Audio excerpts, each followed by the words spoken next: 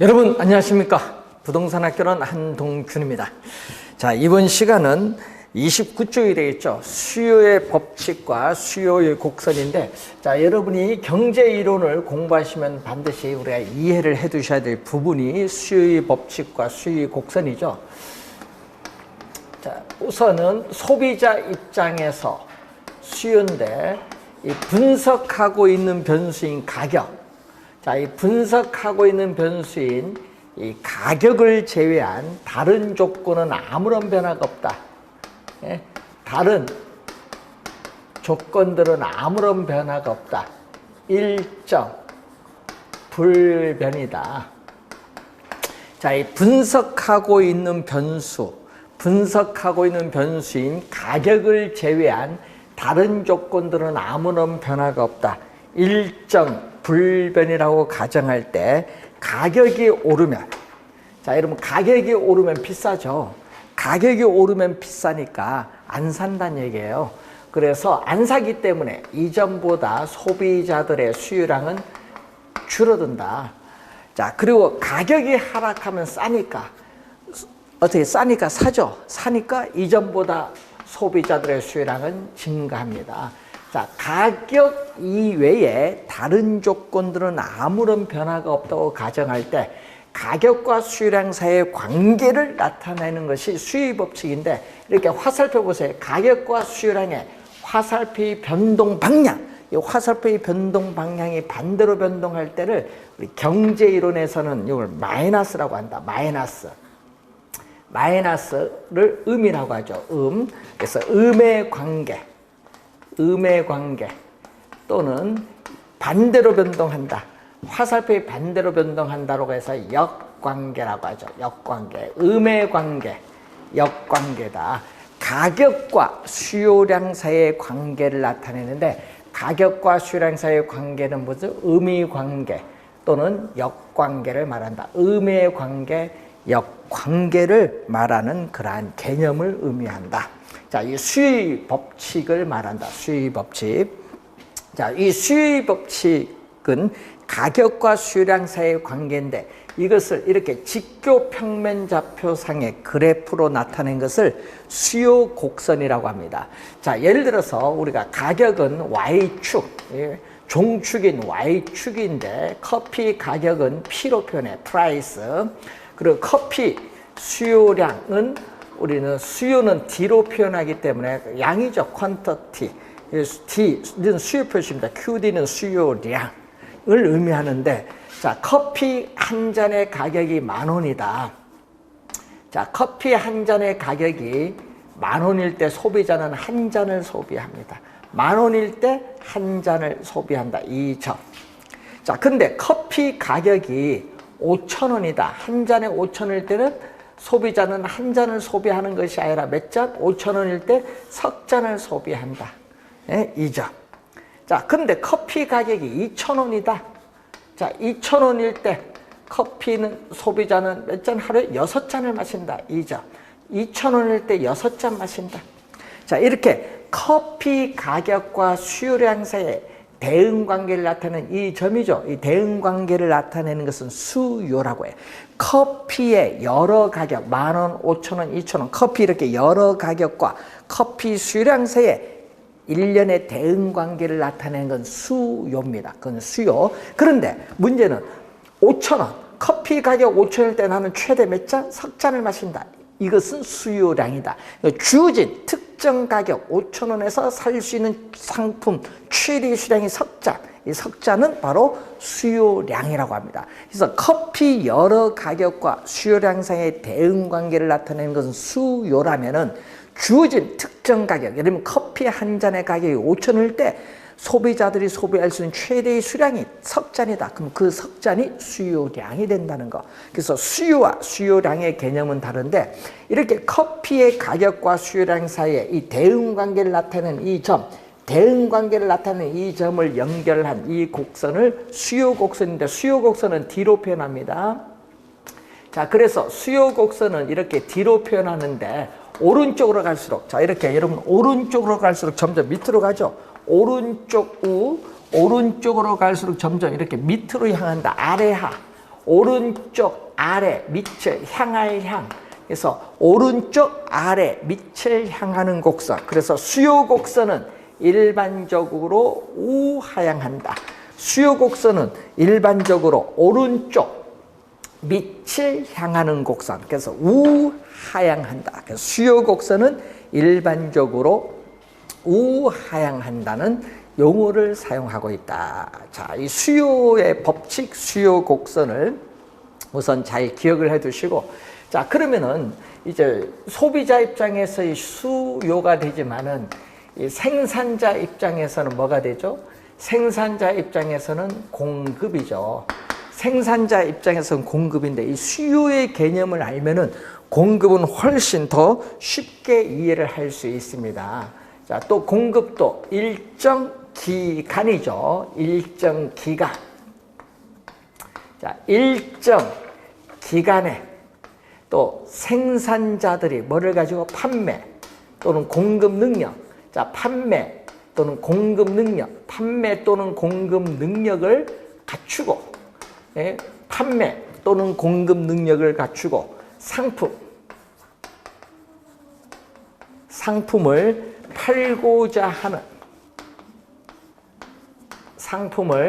팔고자 하는 욕구를 우리는 공급이라고 해요. 공급. 자, 그러면 또 공급과 아까 수요와 수요량이 다르듯이 공급과 공급량도 다른 용어다. 끝까지 생각하면 되겠죠. 또 생산자들이 일정 기간 동안에 판매 능력을 갖추고 또 주어진 특정 가격 수준. 자, 주어진 또 특정 가격 수준에서 상품을 팔고자 하는 또 최대, 상품을 팔고자 하는 우리가 최대의 수량을 뭐라고 한다? 공급량이라고 한다. 자, 여러분이 공급량의 또 개념을 또 우선 확인을 해봤습니다. 자, 우선 일정 기간이라는 용어가 나왔으니까 일정 기간은 무슨 개념? 또 일정 기간, 또 기간이 명시되어야 측정이 가능한 변수, 또 무슨 개념이죠? 유량, 플로우, 유량 개념이 나와 있죠. 또 판매 능력을 갖추고라는 것은 판매, 공급 능력을 갖추고 공급하고자 하는 유효 또 공급이다. 예, 유효 또 공급의 개념이 나와 있고, 또 팔고자 하는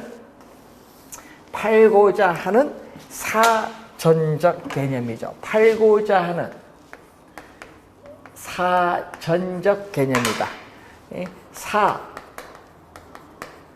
후적 개념이 아니라 사전적 개념으로서 이 팔고자 하는 계획된 양을 의미하는 우리가 사전적 개념이지, 실제 사후적 개념인 실제로 판매한 양을 의미하는 게 아니죠. 실제로 판매한 양을 의미하는 것은 아니다. 자, 또 30회 또 시험에 출제를 또 여기서 또 했었죠. 사후적 개념이 아니다. 자, 팔고자 하는 의도된 양은 열채인데 실제로 판매량은 세채가 될 수도 있고 열채가 될 수도 있습니다.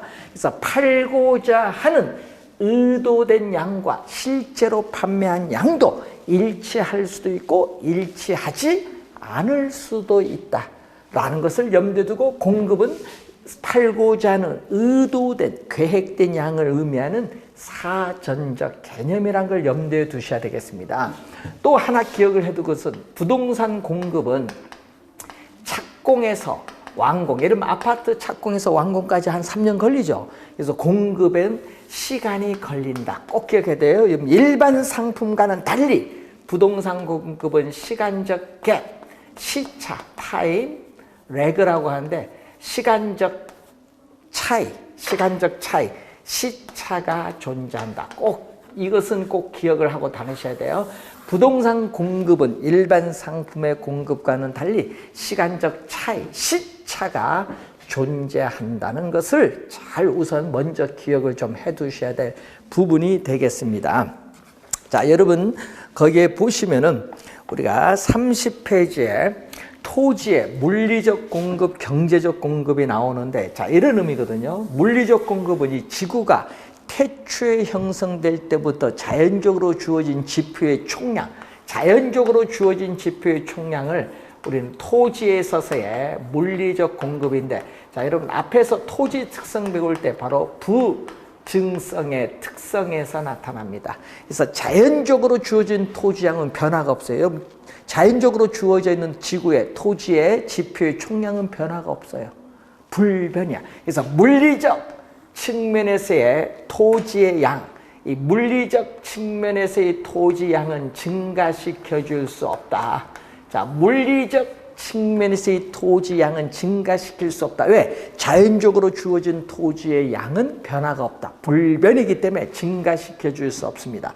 자, 그런데 이 물리적 공급 중에서 인간이 이용할 수 있는 부분의 이 토지, 자, 자연적으로 주어진 토지 중에서 인간이 이용할 수 있는 이 부분의 토지를 전문용어로 경제적 공급 또는 용도적 공급이란 말을 써요.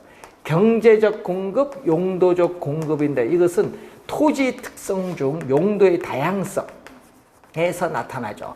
자, 용도의 다양성에서 토지 이용의 용도의 전환을 통해서, 자, 여러분 간척 개발을 한다든지, 간척 개발, 공유수면, 송도처럼 공유수면 매립을 한다든지, 자, 임야를 택지로 조성을 한다든지, 이렇게 돼서 우리는 어떻게 돼? 인간이 이용할 수 없었던, 이 흰 부분, 인간이 이용할 수 없었던 토지를 간척 개발, 공유 수면 매립, 택지 조성을 통해서 농지나 택지 양을 증가시킬 수 있거든요. 인간이 이용할 수 없었던 토지를 이렇게 인간이 이용할 수 있도록 늘려줄 수는 있어요.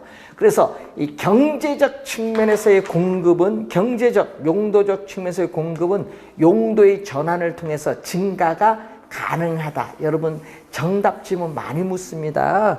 예, 그래서 여러분 우리가 관련해서 9회 시험에서도 관련해서 여기서 또 뭐를 물었다? 정답을 물었죠. 용도적 공급은 늘려줄 수 있습니다. 늘려줄 수 없다 이렇게 출제했잖아요. 또 23회도 또 정답이고, 하여튼 정답을 많이 묻는 지문이 경제적 공급이라는 것을 잘 기억을 좀 해두셔야 되겠다. 경제적 공급. 자, 그래서 이 경제적 공급 우선 염두에 두시고 31페이지 밑에 보시면은 또 우리 수유에서 수유 법칙을 배우듯이 또 생산자 입장에서 공급에도 공급 법칙이 있어요. 자, 공급 법칙도 마찬가지. 분석하고 있는 변수인 가격을 제외한 다른 요인, 조건들은 아무런 변화가 없다. 가격을 제외한 다른 요인, 조건들은 아무런 변화가 없다. 일정 불변. 여러분 일정 불변하면 아무런 변화가 없는 거예요.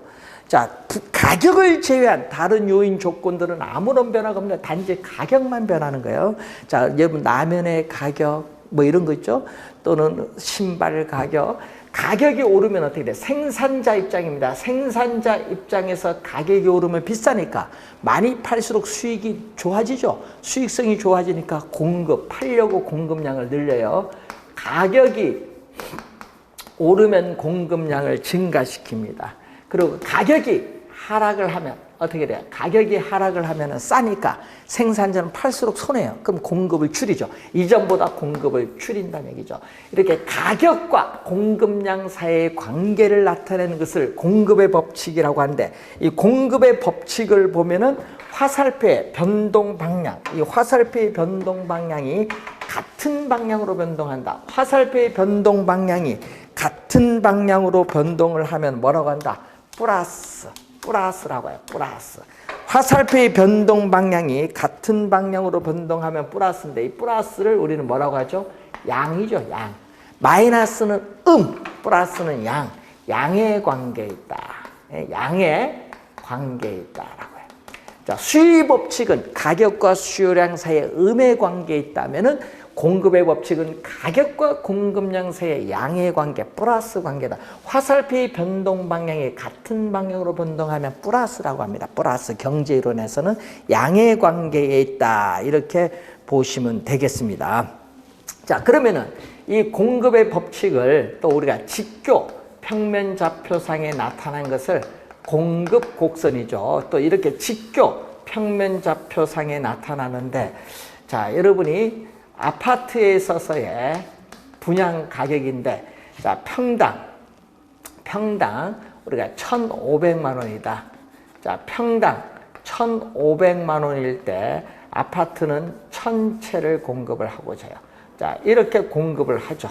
자, 아파트에 있어서의 공급량, X축, 횡축은 공급량으로서 공급은 S로 표현합니다. QS. 자, 그런데 아파트의 평당 분양 가격이 1,500만 원에서 평당 2,000만 원 올랐다. 자, 평당 2,000만 원 오르면요, 아파트는 얼마를 분양한다? 평당 2,000만 원일 때 나는 얼마? 우리는 2,000채를 공급을 하고자 한다. 이죠.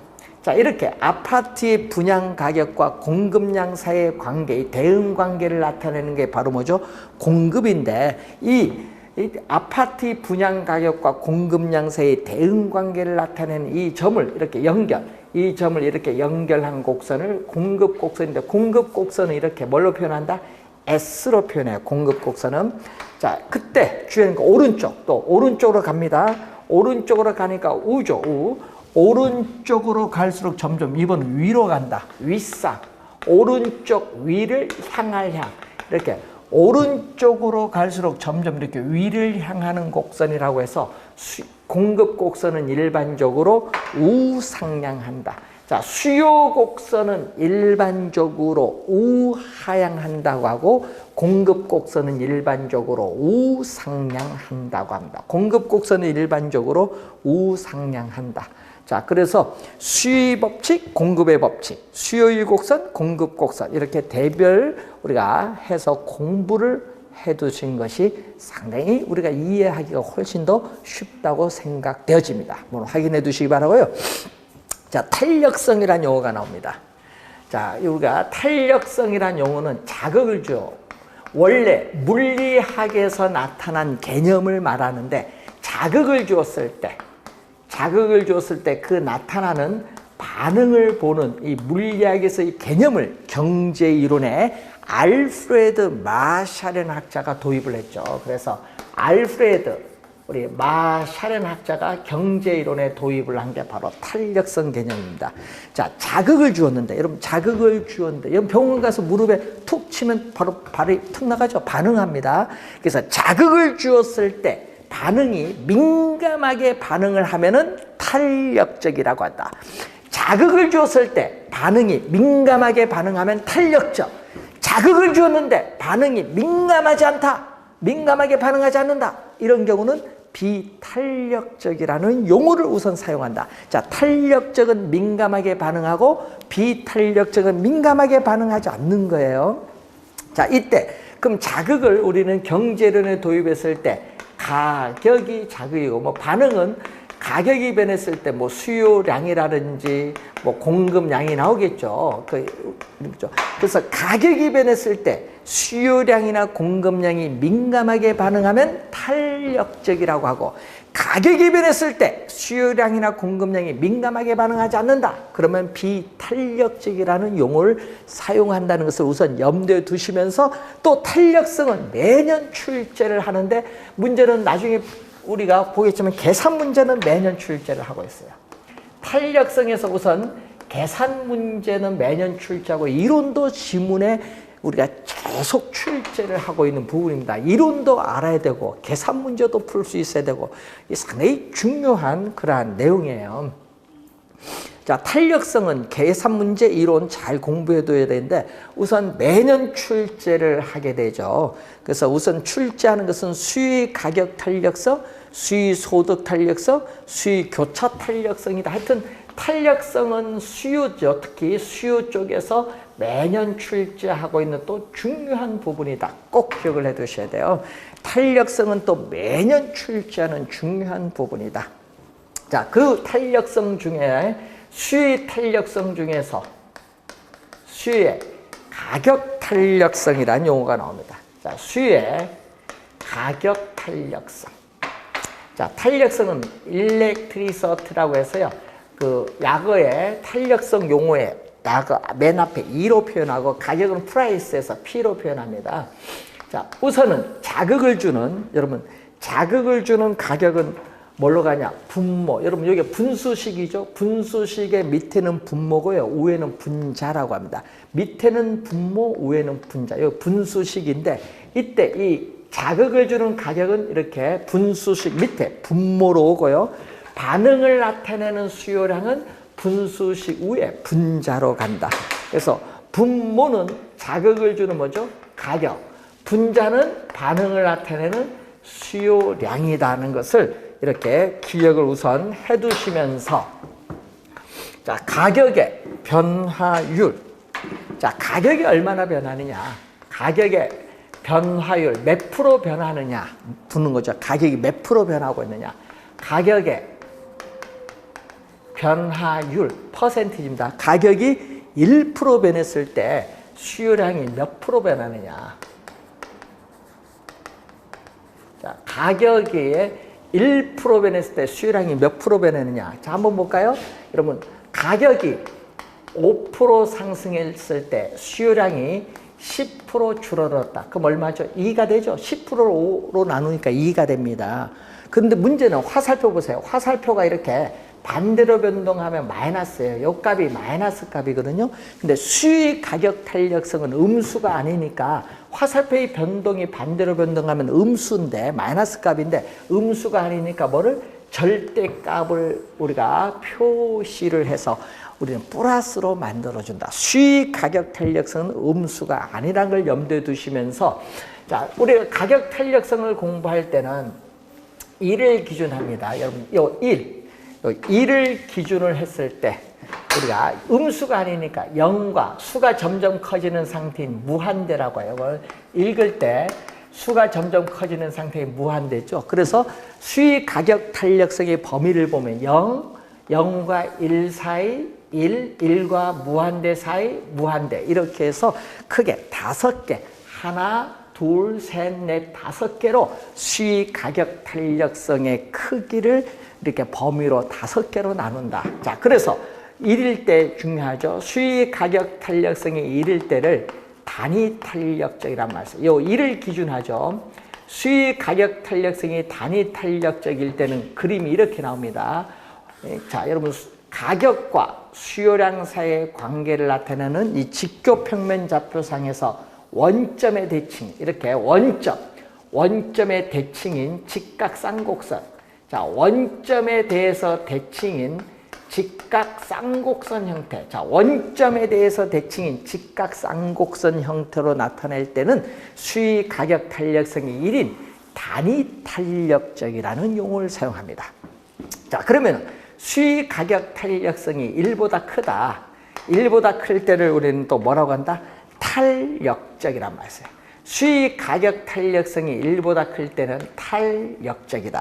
자, 탄력적은 아까 뭐죠? 가격의 변화에 대해서 수요량이 민감하게 반응한다. 예를 들어서 가격이 1% 변할 때 수요량은 예를 들어서 20% 변한다. 이런 경우죠.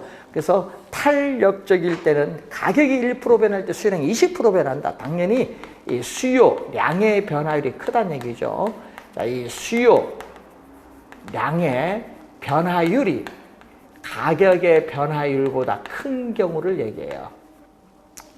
이때 수요량의 변화율이 가격의 변화율보다 큰 경우를 탄력적이에요. 즉, 가격의 변화에 대해서 수요량이 민감하게 반응하는 경우, 그러니까 이런 경우를 우리는 이렇게 수요 곡선은 무슨 형태로? 우리 이렇게 완만한 형태로 나타난다. 자, 예를 들어서요, 이 점이 A점인데 가격과 수요량이 이렇게 주어졌는데 가격이 약간 하락했어요. 여러분, 이렇게 가격이 약간 하락을 했는데 수요량은 민감하게 반응해서 이렇게 수요량이 대폭 늘어났어요. 여러분, 가격이 약간 하락했지만 수요량은 이렇게 대폭 늘어나는 경우를 탄력적이라고 합니다. 그래서 탄력적일 때는 수요 곡선의 형태는 이렇게 완만한 형태, 수요 곡선의 형태는 완만한 형태를 띠고 있다는 것을 우리는 알 수가 있습니다. 자, 수의 가격 탄력성이 0과 1 사이에 있다. 요 사이 있죠. 0과 1 사이에 있다. 이때는 우리 비탄력적이라는 용어를 사용한다. 비탄력적. 비탄력적은 가격의 변화에 대해서 수요량이 민감하게 반응하지 않죠. 자, 수요량 이렇게 보면은 이때는 뭐가? 가격의 변화율이 크죠. 가격이 1% 변할 때 수요량은 0.3% 변한다. 그래서 이때는 수요량의 변화율보다 가격의 변화율보다 큰 경우를 비탄력적인데, 비탄력적일 때 그래프는 이런 형태의 그래프가 돼요. 수요 곡선의 형태가 이렇게 급해요. 수요 곡선의 형태가 급하다. 자, 예를 들어서 이 점이 A점이죠. 가격과 수요량이 주어졌는데 가격이 대폭 하락을 하더라도 수요량은 민감하게 반응하지 않아요. 수요량은 민감하게 반응하지 않으니까 이렇게 약간, 수요량은 민감하게 반응하지 않으니까 이렇게 약간 증가했죠. 이런 경우를 비탄력적이라는 용어를 사용한다. 비탄력적. 자, 그러면 수의 가격 탄력성이 제로다. 제로일 때는 이 비탄력적 앞에 뭐를 붙인다? 완전자를 붙여버려. 완전, 비탄력적 앞에 완전자를 붙이면 되는데 어떤 형태?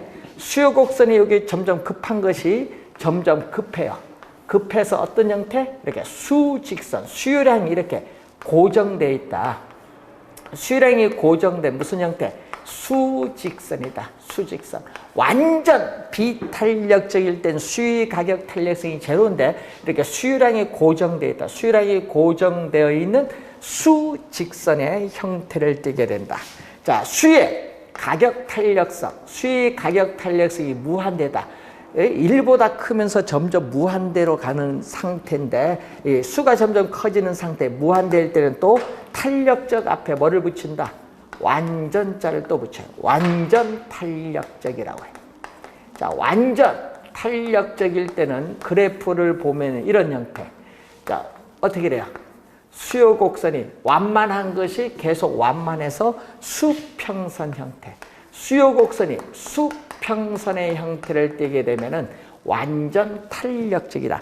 가격이 약간 하락을 하면은요, 수요량이 무한대로, 무한히 변화하는 경우를 우리는 가격에 미세하게 하락을 하여도 수요량이 무한대로 변하는 경우를 완전 탄력적인 수평선인데, 여러분 34페이지에 그림이 나와 있죠. 33페이지 밑에 표와 34페이지 그림을 우리가 설명을 한 내용인데, 이 내용이 기초거든요. 이 내용을 알아야 여러분 나중에 기본서 교재 나오면은 수익 가격 탄력성과 총 수입의 관계라든지 무슨 여러 가지 계산 문제 이런 것을 좀 더 우리가 배울 수가 있습니다. 우선 기초적인 이 정도 내용은 여러분이 꼭 기억을 좀 해두셔야 될 부분이죠.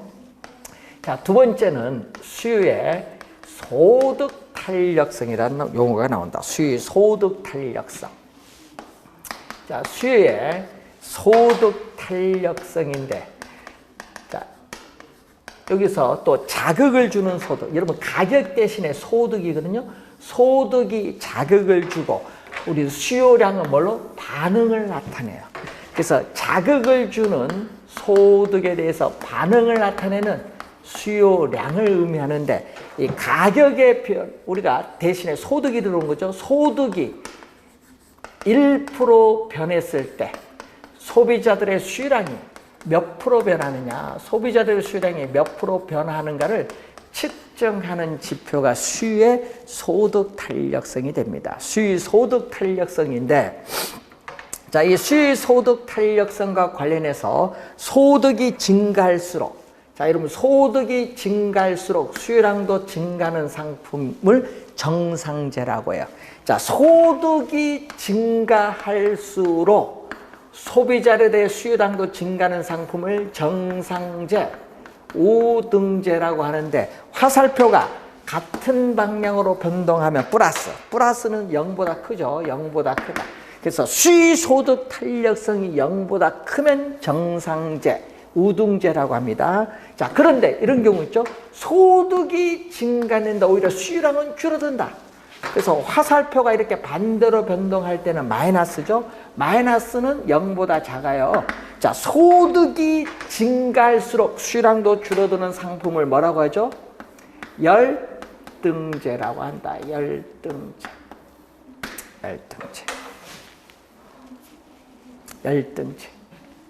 예? 자, 요걸 염두에 두시고, 예를 들면은 소득이 증가했을 때 소고기에 대한 수요는 증가하고 돼지고기 수요는 감소합니다. 이때 소고기가 정상제라면 소고기에 대해서 돼지고기는 열등제라는 의미를 가지고 있다. 이렇게 보시면 되겠죠. 자, 여러분 시험 문제 수익, 가격, 소득, 교차 이 세 개를 상당히 묶어서도 출제를 2년 전에 계산 문제 했었죠. 예? 그리고 3년 전에는 가격, 소득을 묶어서 출제했는데 하여튼 공식 3개는 꼭 기억해 두셔야 됩니다. 수요의 가격 탄력성, 수요의 소득 탄력성, 수요의 교차 탄력성 공식 3개는 수식은 꼭 암기를 하고 다니셔야 된다. 자, 자동차에 차도가 2개 만나면 교차로가 생기죠. 교차. 상품도 몇 개 나와야 되죠? 교차가 들어가면 상품이 2개 나와요. 상품이 이렇게 2개. Y 상품, X 상품 이렇게 상품이 2개 나온다. Y 상품, X 상품 이렇게 상품이 2개 나와야 교차란 말 써요. 하여튼 문제에서 상품이 2개가 떴다. 예를 들면 아파트, 빌라, 커피, 홍차 이렇게 상품이 2개 뜨면 교차 탄력성인데 분모는 자극을 주는 가격은 분모, 자극을 주는 가격은 분모, 반응을 나타내는 수요량은 분자가 돼요. 자, 그래서 Y 상품의 가격의 변화율에 대해서 X 상품의 수요량의 변화율을 측정하는 지표가 바로 교차 탄력성이다. 자, 예를 들까요? 자, 커피 가격이 오르면은, 자, 커피 가격이 오르면 수요 법칙에 따라 어떻게 돼요? 커피 가격이 오르면 수요 법칙에 따라 커피 수요량은 줄어들죠? 수요 법칙에 따라 커피 가격이 오르면 수요량은 줄어들면은 어떻게 돼요? 대체 관계에 있는 커피 수요량은 줄어드니까 대체 관계 어떻게 돼요? 있는 홍차 수요는 뭐예요? 증가합니다. 자, 여러분이 커피였으면 홍차나 녹차 마신다는 얘기죠. 상품을 소비함으로써 얻는 만족을 효용이라고 합니다. 상품을 소비함으로써 얻는 만족이 효용인데 상품을 소비함으로써 얻는 만족이 비슷해요. 비슷하기 때문에 어느 상품을 이용해도 관계가 없다. 이런 상품은 대체 관계는 상품이죠. 커피, 홍차, 커피, 녹차, 버터, 마가린 이런 것은 대체 관계는 상품인데 그러면은 이렇게 화살표가 커피 가격과 홍차 수요 보면 화살표가 같은 방향으로 변동하면 플러스 0보다 크죠. 자, 이런 관계. 수요 교차 탄력성이 0보다 크면 커피, 홍차는 대체 관계에 있는 상품, 대체제라고 해요. 자, 근데 두 상품을 같이 이용해야 만족이 높아지는 상품을 보완제인데 커피 가격이 오르면 수요량은 줄어들죠. 수요량은 줄어드는데 같이 넣어 마시는 프림의 수요도 이렇게 줄어들어요. 이렇게 화살표가 어떻게 돼요? 이렇게 화살표가 반대로 가죠. 반대. 커피 가격과 프림 수요. 커피 가격과 프림 수요가 어떻게 돼요? 커피 가격이 오르는 거잖아요. 커피 가격과 프림 수요가 반대로 변동하면 마이너스예요. 마이너스는 0보다 작죠. 이때 커피, 프림은 서로 보완관계는 상품. 커피, 프림, 승용차, 휘발유, 빵, 버터 이런 거 보완제, 관계는 상품. 두 상품을 같이 이용해 만족이 높아지는 상품 보완제.